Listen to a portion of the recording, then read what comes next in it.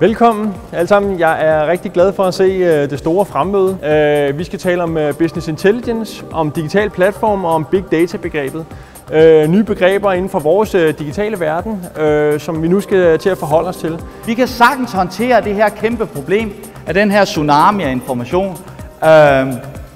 Vi kan bruge vores business intelligence systemer til at have den rette ryg, vores sande nord, eller vide præcis, hvem vi er som organisation. Gav en klar sammenhæng mellem forretningsstrategien og anvendelse af KPI'er. Altså at der er en sammenhæng mellem, hvor er det virksomheden er på vej hen, erobrer man nye markeder, nye kunder, er man i gang med at reducere, hvad er det man er. Man kan sige, det skal gerne understøttes i den konkrete digitale strategi og de KPI'er, man egentlig arbejder med. Det gør, at topledelsen bliver ret interesseret i det, man laver.